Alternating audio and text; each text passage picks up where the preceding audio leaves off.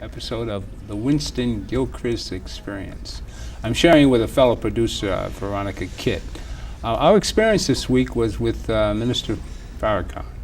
And it was quite rewarding after having known him all these years and really sat down and listened to him over the weekend. Veronica, I thank you for getting me in there, because if it wasn't for you, I probably wouldn't have gotten there on time. But you and I shared this reporter's experience of covering a person like Farrakhan. Tell the public what it's like to really get to know him and report him. And I mean, the rest of the media was absent. Not really showing what we really see through our camera eye. Well, one thing you said, the fact of me getting you in there, the reality is that you had to be there. Right. Because right. he made out a call to the black press, and as you know, if you're not mainstream, for the most part, you're left out. Right. You're not even considered. A lot of times we don't have access to our leaders, entertainers, people who move up this higher echelon. So I thought that was very important. So since I know what you do and who you reach out to in the black community, it was important that you was there. And I think it was just really phenomenal to listen to him, to hear the message that he was sending. And a lot of times I mean, there's so many stereotypes, there's so many misconceptions out there about what Minister Farrakhan says. But to hear him live and talk about these issues, I mean, it clears up a lot of misconceptions about the recent incident with Atala Shabazz on, I think it was the 60 Minutes program, and he spoke about that. He spoke about his life and what happened. Of his battling with prostate cancer. The cancer is no longer in his body. So it was just a lot of things that you had to hear for yourself from him to clear up any misconceptions. And I think this is why he appealed to the black press, so that we can tell the story the way it is, uncensored. Right. And that's what we do, and that's what you do. Yeah. Well, see, a lot of this, being a producer here at Manhattan Neighborhood Network, a lot of stuff that you go through in your personal approach to things that really put you in the forefront, or your. I mean, as we know, the media expresses their opinion. So in sound bites. But really being on the set and seeing it for yourself, you can't help but present it as it happens. As it is, exactly. You shouldn't edit any of this stuff. Just present to the people what you heard. And that's what I do, and let the audience decide for themselves. But a lot of times when we are influenced by the media, because it's really a powerful tool. Yes, but when you're strongly influenced by the media, a lot of times you don't hear the truth. Because everything is clouded. So you don't hear the truth, you don't see the truth, because you already have these preconceived notions about a particular person. But I give it to them, I let them have it exactly as it is, and you judge for yourself. It's just like reading a book. I was one of those people, because you and I have had different conversations about Minister Farrakhan, and you were one of those people that had negative. Well, I had the Malcolm reservation. Because I was alive when Malcolm, I'm a little older, so I remember what the temperament was back in Malcolm's day in '65, and I was influenced. Yeah, well, y'all know by now. Y'all know. I'll be 60 soon.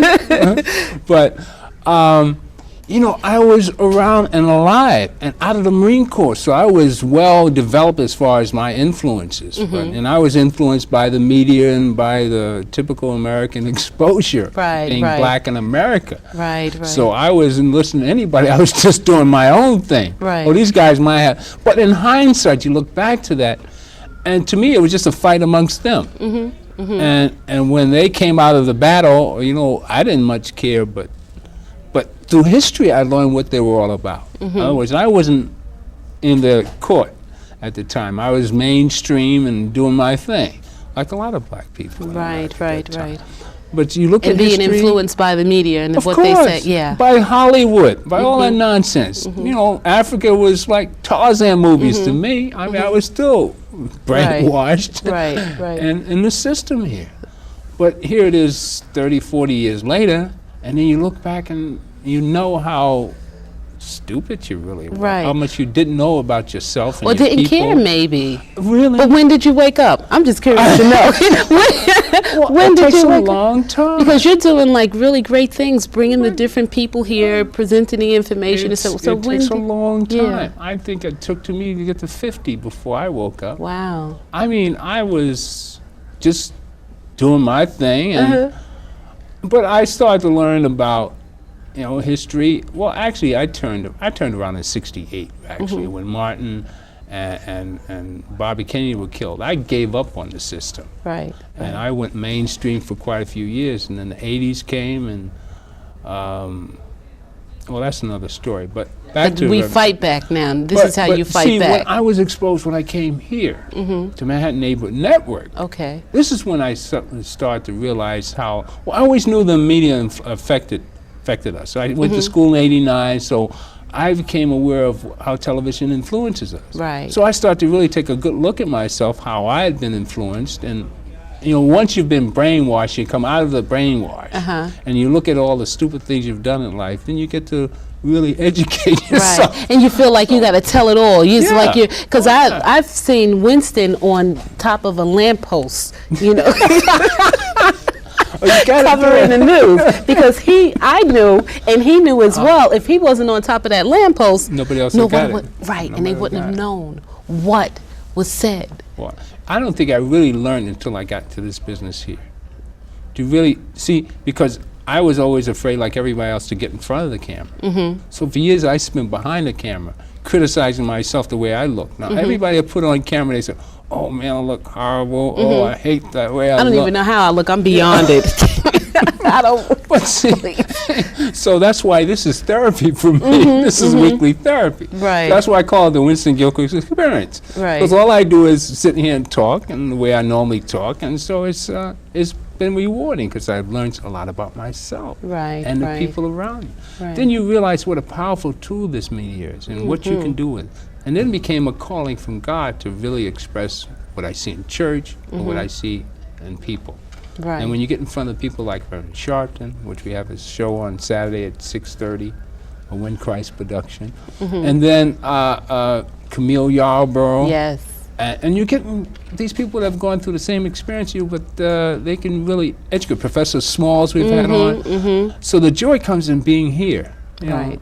Mother MNN. I mean, to be part of the media and really tell the truth. Like Right. your shows, you're fascinating. Right. You know, the different reps. I mean, you have to see, the VK report comes on at Sundays on Channel 34 at 4 o'clock. 4 o'clock, Sundays, Channel 34.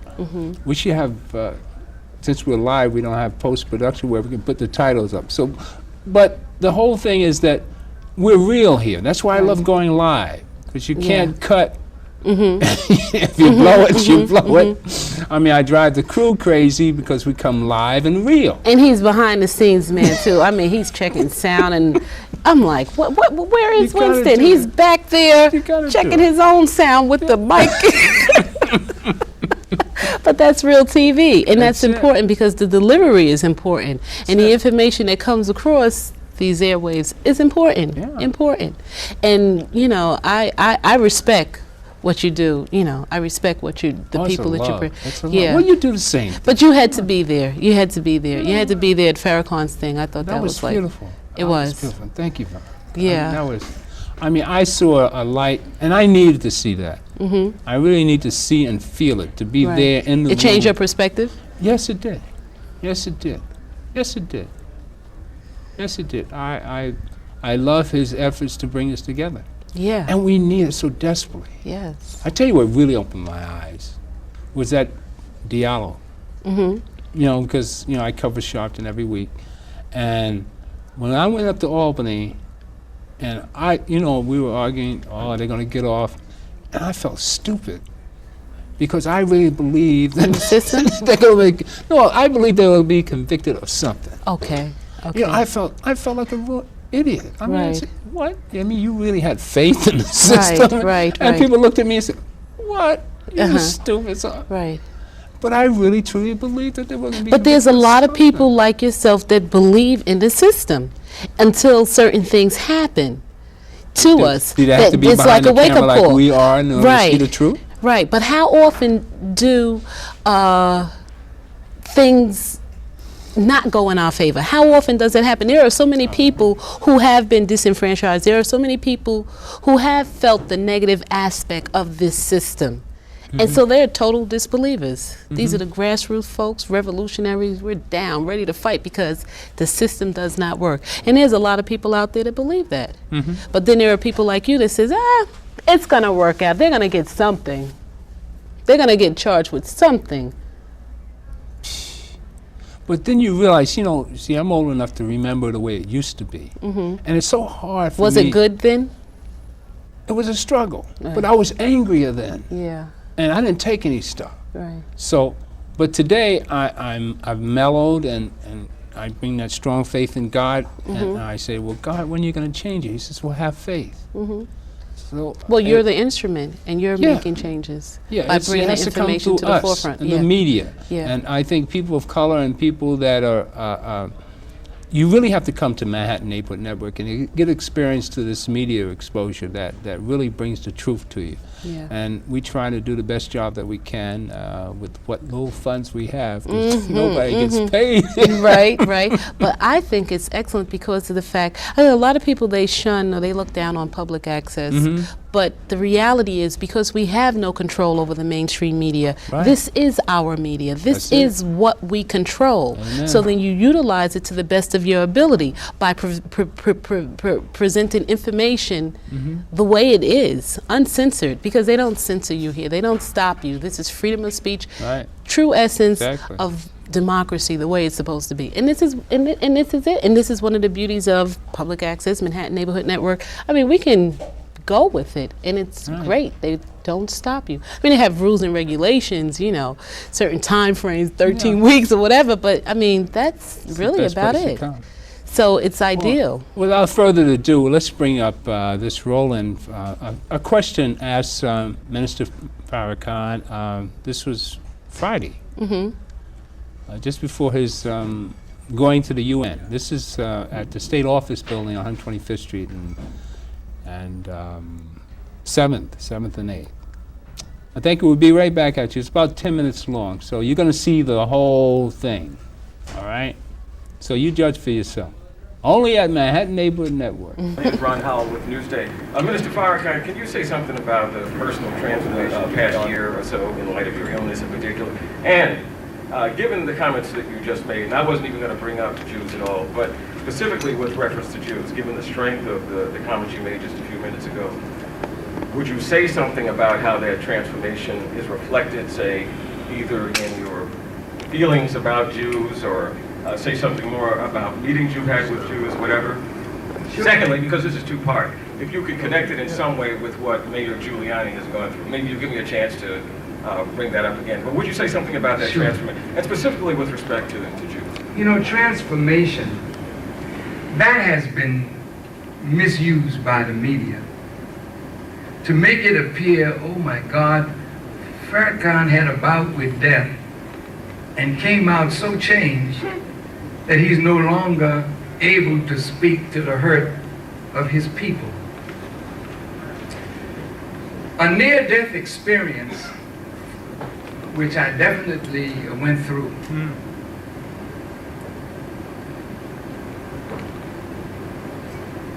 it did something to me, and it did something for me.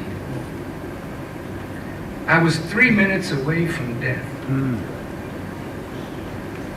On a table in the emergency room in a hospital. I had lost between 5 and 6 units of blood.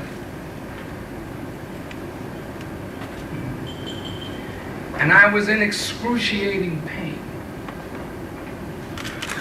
And all the time that I was in this excruciating pain, I was talking to Allah. Yeah, sure. Wow. And I was saying to the God that I thanked him for allowing me to live in this marvelous creation. That I thanked him for my pain and my suffering. And I thanked him for the life that he gave me and the service that he's caused me to render. And I said, if it is your will that I leave, I thank you for allowing me to have been. Now, I was saying this, but it was like almost in a semi-conscious state. After they flew me to Washington and the doctors there operated on me, and I had lost maybe over 30 pounds and I was very, very, very weak. Something happened and my lawyer came to my bedside at the farm in Michigan where I was recuperating. And my daughter, who is my nurse, who was right there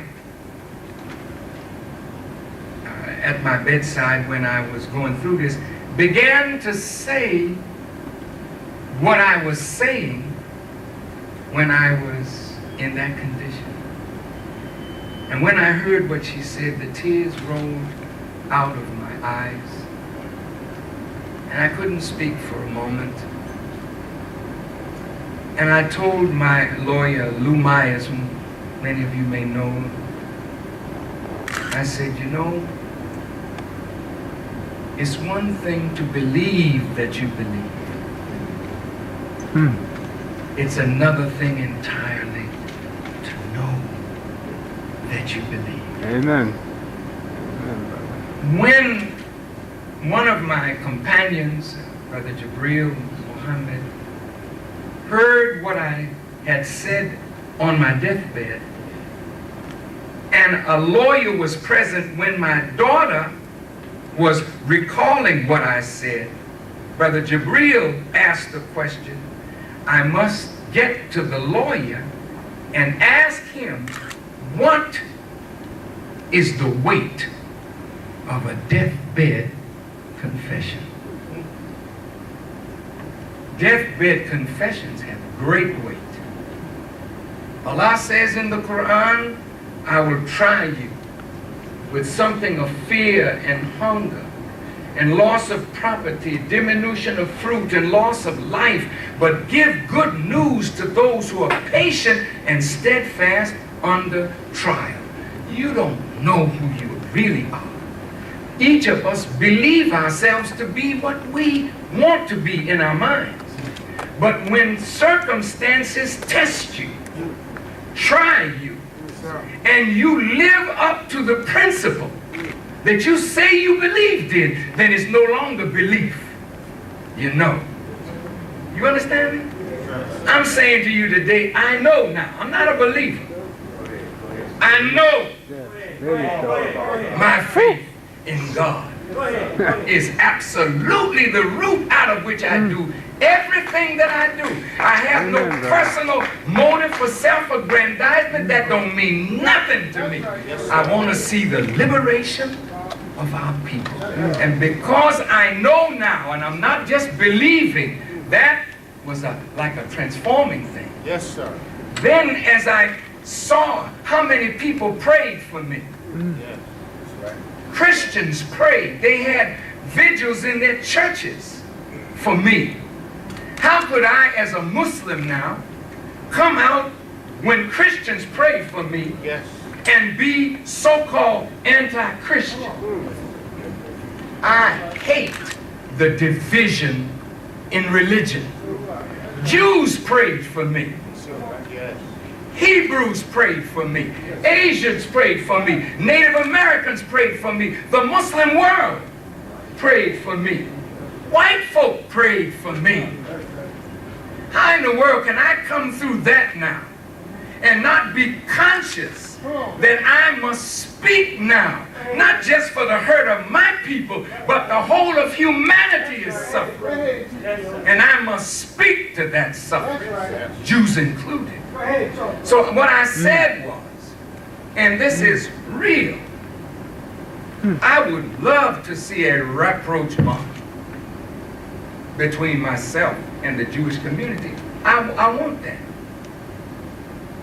But I will not compromise my principles to get that.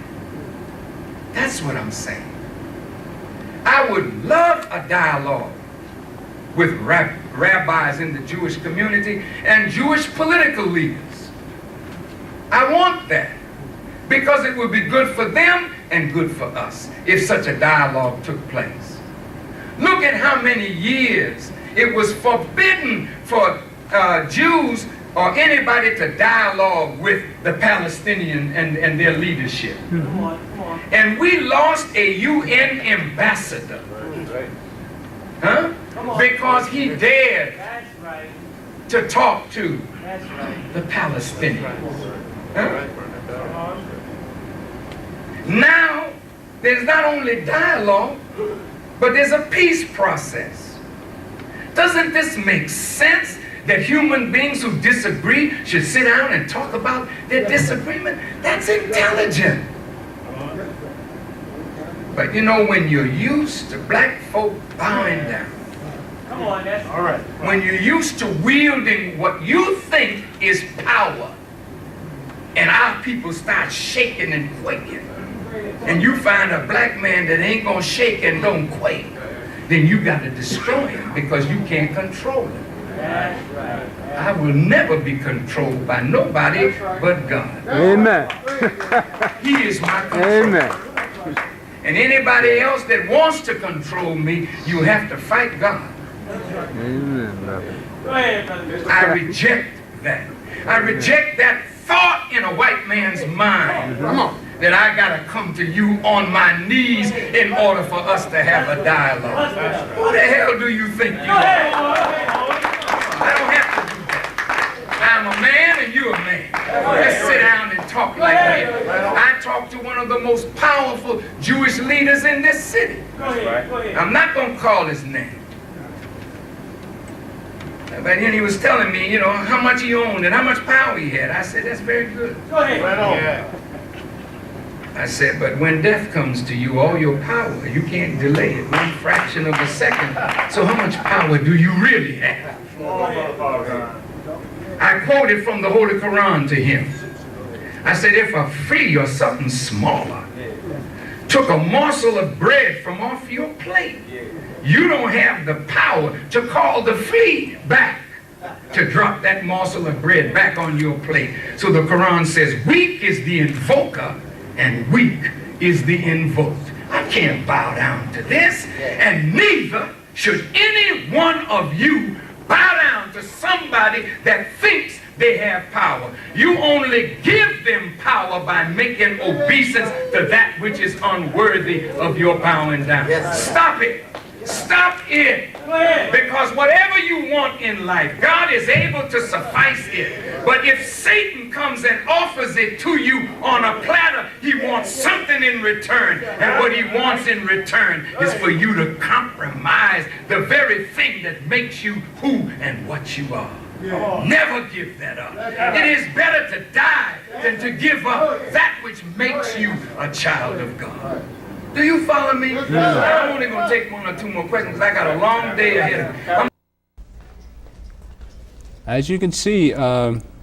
Farrakhan is merely telling you to take your truths and your self-esteem and hold them high in high regard, because that's the only way to survive. Keep your principles and your strong belief in God strong, and you will survive, especially being a person of color in America. I mean, we all know how difficult it is to be. And being a female in black in America is even a tougher task, isn't it? Probably is so, yeah. Yeah. Well, But, I mean, United States, of course, is... But you're the mainstay of the family. Minister Farrakhan is talking about the family and how we're destroyed by the system, how it's a scheme, it's a master plan. And they've done studies in which he said that 70% of families in the United States are headed by women. Right, exactly. Yeah. And so I think the family structure has changed today. We no longer have the nuclear family, which is men, male, female, and child. Our families today are single parent, mainly by women. But it is a fact that we, as a family, should pull together And especially for this new year, for this millennium, we need to pull together. And if we are going to be strong, then we need to practice certain things with regards to unity, with regards to respecting one another. And he goes beyond just the family within the home. He talks about the Christian family, the Muslim family, exactly. all families, Right. everyone. Right. He's talking about unifying everyone. Right. And under the universality of God, because God, there's only one God. And so he's talking about this, and I think it's just like so phenomenal. Once again, he is bringing people together. He called for the Million Man March. Now he's calling for the Million Family March. March. Who could do that? That's Who powerful. can move masses of people, Powerful. under that type of calling, It's really a warming feeling to see this happen, because there's been so many years that we've marched here, marched there, and to no avail. But at this time, what's happening to us, it reminds me of the '60s, or the late '50s, when people of color start to really turn around, like when. Well, I guess you can't compare that to any time, can you? Really thinking about it. But I mean, well, I guess it's for me personally that I feel this way. I haven't felt this charged up in a long time. That the possibility of change is real, and that we can actually have an input to changing things through the media again. yes. And And but politics. what's really frustrating is like this ACS thing, where you can't help people that you want to help. And you put stories on, it doesn't seem to affect anything, and there's so many things out here to do, Right. and it's just so Dean I think we Lawrence- need to get together collectively, though, because a lot of us is fighting certain organizations and institutions alone. We need to get together collectively. I wish I had the book with me, but Minister Farrakhan, they have a book, The National Agenda, which talks about certain things like that, health, international affairs, everything that's happening within our families that keeps us down, keeps us disenfranchised. And so I think it's like his national agenda is such an excellent idea. Politically, can you imagine? I mean, the Million Family March is taking place October 16th, 2 weeks before the national election. Right. When they had the Million Man March, I think they registered over 1 million black male voters. Can you Fantastic. imagine what influence this is going to have with the Million Family March? If we do go out and vote, or we choose someone to be president, Right. we'll have a voice. We're changing the face of politics as we know it today. Well, his approach to the youth and the gangs, and I think I don't know if you saw this. I don't know if this is the piece that we just showed, but he talks about how the rappers are selling us out, because they're really the I mean, this rap phenomena is great throughout the world, and that it's our culture, and if they just tune it down to be respectful to our women, and instead of calling them bees and Right. and the whores and all this other I stuff. missed that part about the rappers selling us out. I didn't hear that part. You But didn't- as far as rap is concerned, I think a lot of rap is indicative of one's socialization, of what they see in their environment. Now, of course, we should not call women, Okay. bitches or whatever. We shouldn't do that. Of course we shouldn't do that. But when they rap, of course they're rapping about what they see. Their world is very dismal, So I can understand where rappers come from. And another thing rappers have managed to do was to create a new art form and create an economical thrust for them. This is how a lot of rappers are making money and surviving today. I saw How that show else? that you Yeah. did recently with a rapper. Oh, with $500,000. $500,000. Yeah, Yeah, I saw that he's. show. I really. That's why I brought it up. Yeah. Because even Reverend Sharp is saying that these words should be adjusted to complementing our They must take accountability for what Right. they say, just like what we Exactly. show on the air. We Right. must be responsible Of for what course. we air. God, yes. Yeah, I pray every Tuesday that I come out right. Right. And just be real. And so Right. that's the best way to approach it. But as you know, the media is so concocted and controlled by corporations and the powers to be that this is why the television is so filled with misinformation. It really is. Well, with the sound bites, it's going to be you're going to be It's misinformed. But It's it's not the voice of or what the larger majority out there wants to hear. This is why there's a place for public access for a Manhattan Yeah. Neighborhood Network. But how do people learn and follow this? Well, you and I know because we're part We of don't it. have a choice. That's the only thing on TV. I mean, you and I know what it's like to produce television, but the people out there that don't know and just go along with this, and it's amazing how, because I was in the FAR for years myself, so I understand what it's like to be brainwashed by television.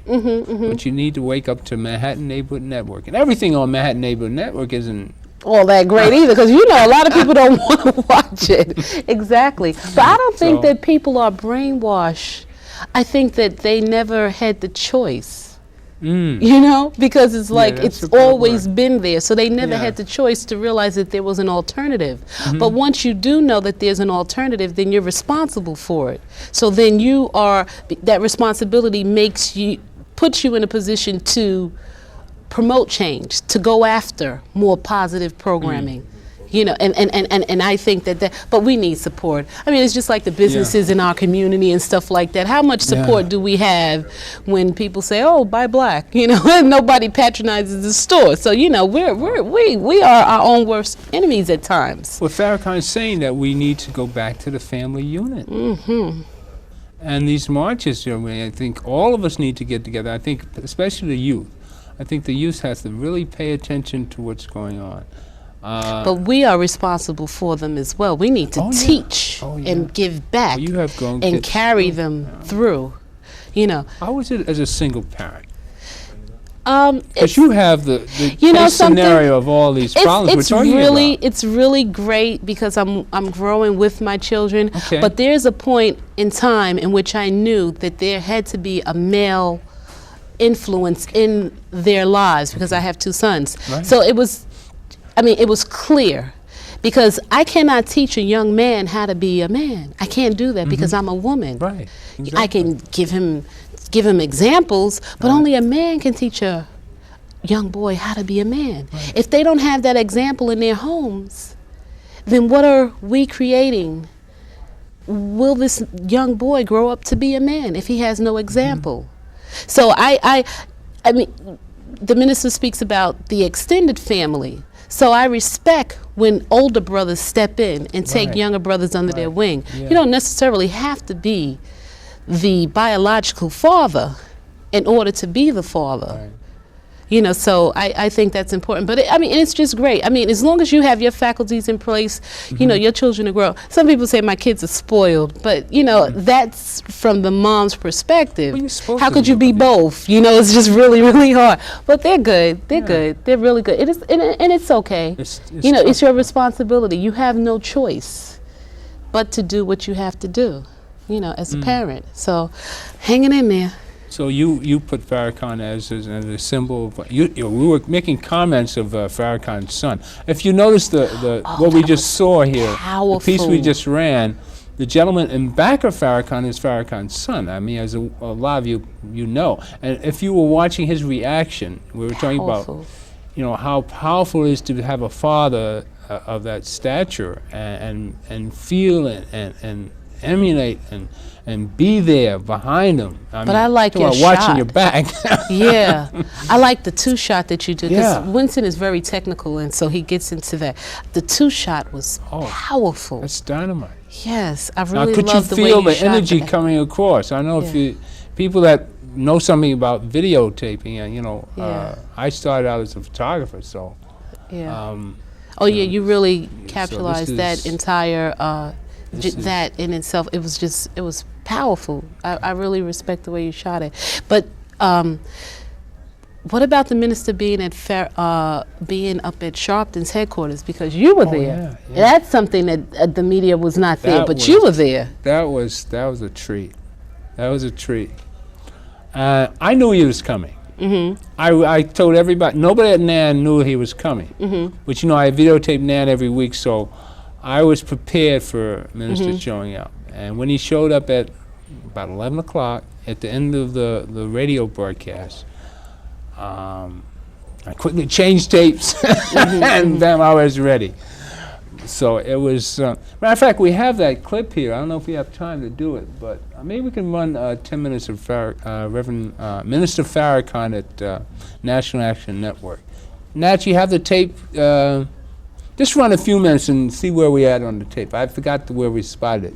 We're doing this stuff live, so there's like an emergency switch on the tape. And then we'll come back and talk to Veronica some more But that about was this really amazing excellent. experience of being reporters.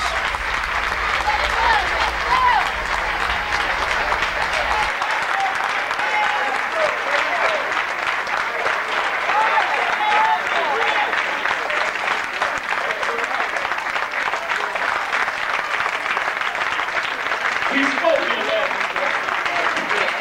And this is a historic picture.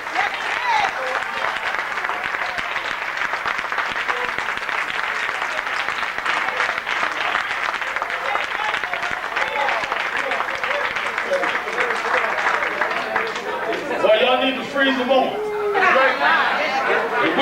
If we can just get some of us together for a minute, we can go a long way. Remember the minister talking to me and Man March about Willie Lynch. And that's what we have to work on. Not y'all know, because y'all followers of Willie. Y'all practice Willie Lynchism. But I'm proud in the House of Justice to present to you this morning my friend, my brother, our leader, our advocate, a man who's been on the wall for over 4 decades. Yes. I first met Minister Farrakhan. I was a young teenage preacher, youth director of Operation Breadbasket. He was the minister at number 7. That's right. The police had went up with an incident with police. Yep. And I remember that Sunday we did Positively Black. None of the preachers would do the show. They said, let Reverend Sharpton go. And I thought they were promoting me. I didn't know they were scared. I didn't realize nobody wanted to do this show. I told my mother, these old preachers, all right, they give me my shot.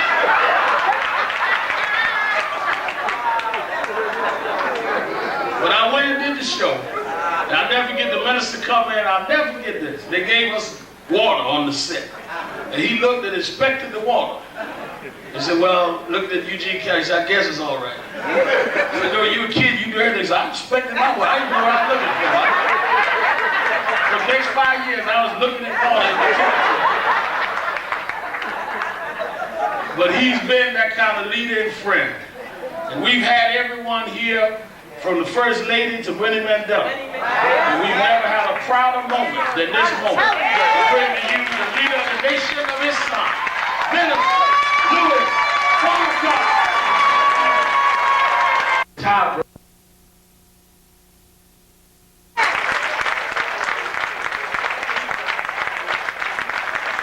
Thank you very much.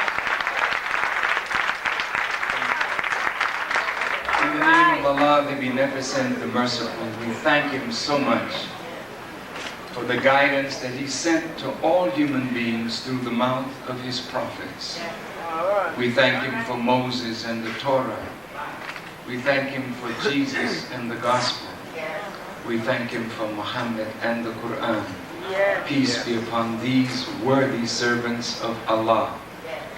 I am a student of the Most Honorable Elijah Muhammad, and I could never thank Allah enough for His intervention in our affairs, raising up among us the Honorable Elijah Muhammad as a leader, teacher, and guide.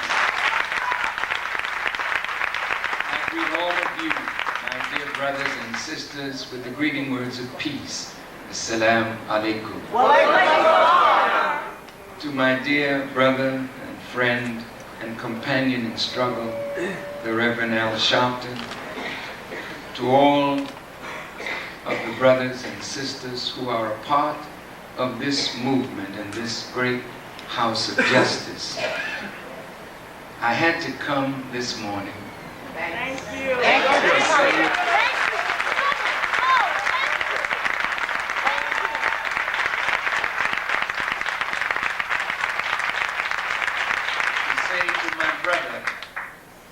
What I said to him several months ago in private.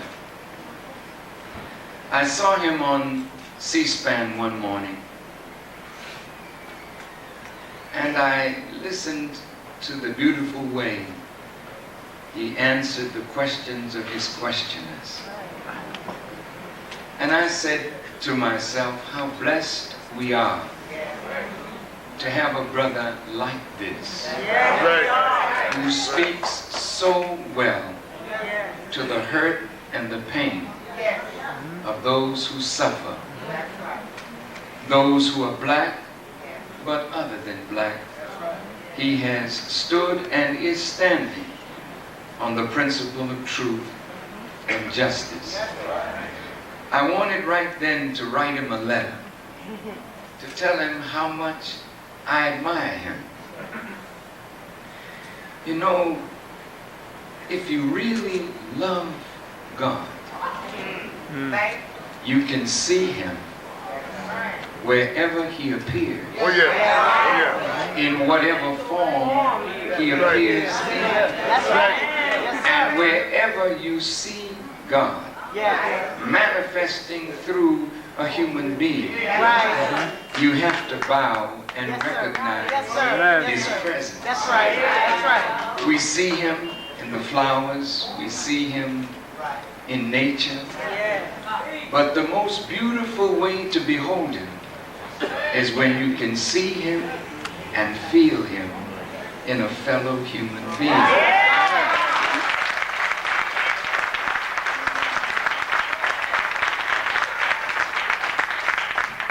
I saw my brother handling himself so marvelously well. And when I saw how he stood with Amadou Diallo, how he stood with Brother Louino, how he stands for those who are hurt wherever they are in the country, not for a headline, but for the principle of justice.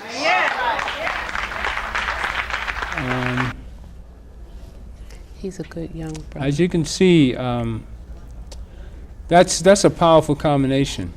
I'm there every Saturday, and Reverend Sharpton is a gift from God. I mean, to we as a people. I really, truly believe that. And to see the two of them together, I mean, there's really some hope that we can, really accomplish something with our vote. We're talking about voting now. I mean, no matter what you believe, who you believe in, just learn to utilize your vote.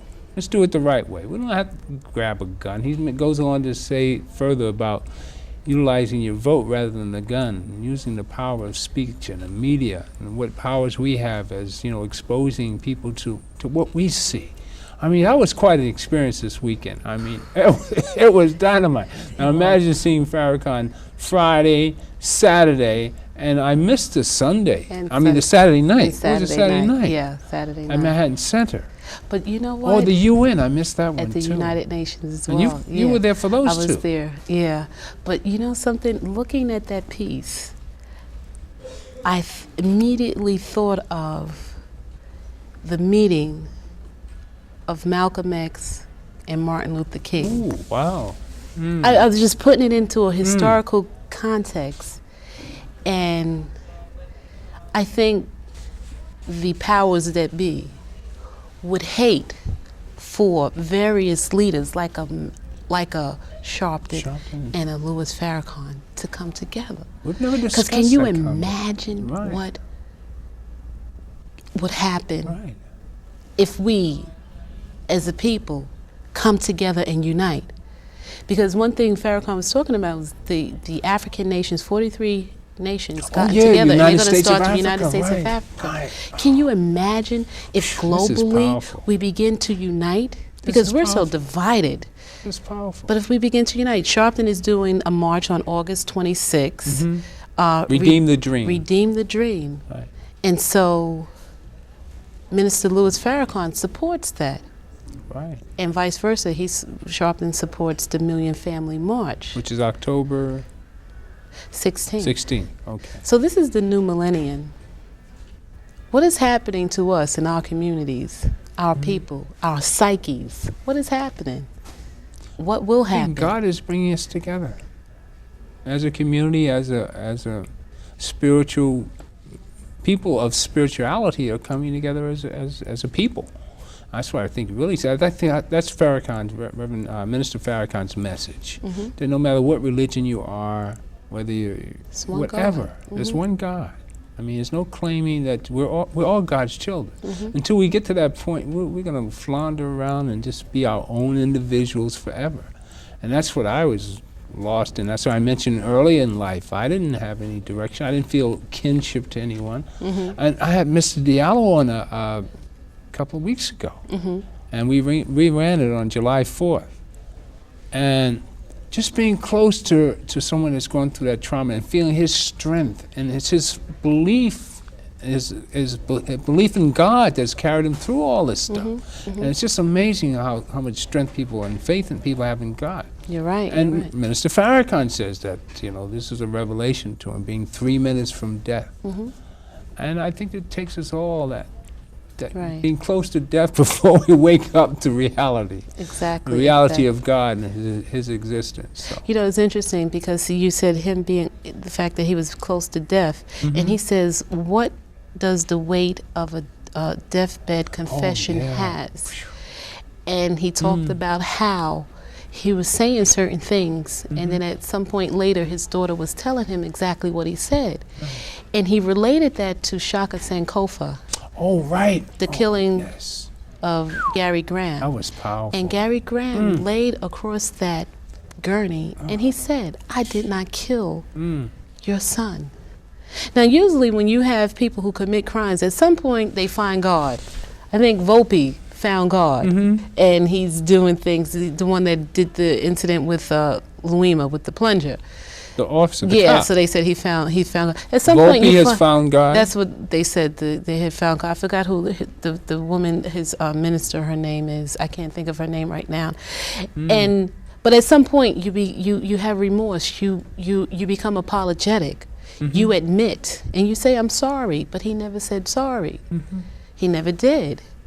Farrakhan believes that he did not commit this crime. And if you have the confession of one person, you just have the statement of one person that says, I saw it, but yet you withhold all other information from other witnesses, then is that fair and just? So it's just really unfortunate. But what does the weight of a deathbed confession have? And I think that should be held in account. But if he, and I'm just tying that into the fact that he had this confession and he said, if it's your will, so will it be, and I will do what is necessary, which now today is the Million Family March, bringing people here. So he has a mission. Oh, yeah. This is his mission. This is his destiny. Yeah, definitely. And, it fears me sometimes. I become, I wonder, sometimes I ask, what will his legacy be? Will it be the Million Family March? Is this his last move? Is this the last thing we're going to have from our dear brother, Minister Farrakhan? Yeah, I hate to think that way, but that's what I've been, bothering me. Oh, this should open up a whole atmosphere for a bright future. If we have some effect on the election and they come to us asking us what we need, if it ever happens, I don't know, it just seems that they're determined to put us under their foot and continue as they have for the last 500 years. I mean, this is something I think we really have to turn around and learn how to support our own selves and produce our own products and learn to cater to we as a people. And this whole United States of Africa is an eye-opener. I mean, all the jewels and gems and that they have natural resources they can maintain control over. To actually share that with their brothers across the ocean and develop some sort of import-export of the natural resources and then benefiting the people who live in the diaspora throughout the world. And this is what I think we need to look forward to. and stop for that infighting. But you know, this is what our enemies are counting on: our Right. infighting. How we always Well, are there's at always each other's division. They throats. throw a bone The right Willie in. Lynch theory. Yeah. We might explain the Willie Lynch theory. The Willie Lynch theory came out in the late 1800s. Professor Small, we need you to call up and explain this one. Yeah, I'm calling you, brother. But it's a theory of turning the field Negro against the house Negro, the light-skinned Negro against the dark-skinned Negro, and all these other different changes that we go through as a people. But Minister Farrakhan is putting all that aside, and the difference he had with Malcolm, which should divide us again. Right. And we seem to be coming together collectively. I But think you know something? If you really think about it and you ask the question, if we can find that one common bond to bring us together. There was at one time, I would say, that for African black people, that one common bond would be the color of our skin to bring us together, if not anything. But if we as a people, as a human race, can find that one common bond to bring us together collectively as a whole, it would be God. Amen. Of course. Because it transcends across race, across sexuality, everything. God, the universality of God. You know what it is? See, God is love. And a lot of people cannot have that love feeling towards your fellow man. I mean, it's so difficult for people to really extend themselves lovingly. It's so difficult. Because once somebody puts up a fence and they start protecting their God consciousness, they sort of lose their God consciousness. Because God is love. You have to give out. Yeah, You have the to give true essence of constantly. God. Because I know they got some nations. They go to war. Oh God, please let me kill them. Yeah, I mean, what is that? Please let me win this war. Well, there are a lot of false prophets, too. Cutting, scalping people, and so there's a lot of evil. I think you can find a lot of devils right in the church, too. Exactly, under the name of God. You Right, know? there are a lot of false prophets. I mean, so it's game like everything else. But if you look in the mirror and be true to yourself and love yourself and your fellow man, then you can find the God consciousness in every human being. And with that, I think we got 5 minutes. I look at your clock, it says 2 No, don't o'clock. look at this clock. See This that? clock is totally off. I'm on some other time. It keeps me running. Franklin, it's always a pleasure having It you is, here. it is. And I truly respect the fact that you are out there in the forefront. I mean, we need more positive TV. We need more people like myself and you out there covering the news, giving information the way it is to enable the people as a whole to decide for themselves what to believe. Because a lot of times you get those negative sound bites, you don't get the full information, you don't get the full story. And if you're not there, then you'll never know. You rely on the mainstream media to tell you, and so you're being misguided. And a lot of times, like when I interview rappers or, they are very close to their community. They're very conscious people. You have all of this media hype, but that's not the reality. Wu-Tang Clan, they give out turkeys, they build schools, computer schools, and it's just a beautiful thing. And that's Build what I look, computer schools? computer schools out in Staten Island. Is And that's that what I look Is for. that an exception to the rule, though? Is it? No, but that's what it's always been. We just don't know it. It's always been. If you have any foundation in your community, if you love yourself, then you love your people, you love your children. And so you look towards making sure that they're strong, because them being strong keeps you strong. And so we have to do that. Take our money and put it in endowment funds to build schools so that the people behind us, the children behind us, can grow, can be there, can sustain us. Right. And that's why the media, how you cover it, how I cover it, is so important, because we give the truth. You have to give the truth. You're responsible for the truth. Amen. So with a true faith in God and the truth, we continue. I'd just like to make an appeal out to anyone out there that would like to get involved with the station here. Just feel free to call the number that I think we showed up earlier, 757-1393. I think we had a live call on at one time. But it's it's a joy to be here and be able to present these items to you. But again, Veronica, VK report comes on every Sunday at 4 o'clock? Here in Manhattan, but it comes on in other boroughs as well. Oh, that's right. You got to yeah. show me how to do that. Did he say that? How do I get to that? But it's important. You have to get the information out. It is so important. It is so important. I thank you for letting me come on your show. Oh, my pleasure. Mr. We're going to have to, we're going to roll out, just roll the VTR and we'll go out with the last 5 minutes because Veronica has to leave us. From maybe at the UN. UN? You have that UN tape? That might be good. Well, if not, I'm sure he has a wealth of information for you. We're gonna come back. We sort of piece this one together today, Yeah, but that's okay. we didn't have all our roll ends regulated like we should have. Yeah. But But the next time the minister comes into town, hopefully people will come out and see and hear, so they can judge for themselves, like you did. Exactly. You know. Exactly. I think it's a Thank it's a goodness must. Thank goodness you woke up. Oh, it's I'm just joking. No, you know, I needed that. But you were already. But a lot of times when you search, you find. Because I was still on that Malcolm. Yeah. Yeah. But Because I they're love all Malcolm. connected. A lot of us are still. And he loves Malcolm. He loves Malcolm too. Well, he made it clear that he does. He did, yeah. And hopefully we can get over that. Because that's what divided us, a lot of us, that loved and respected Malcolm. Don't believe the hype. And search for yourself.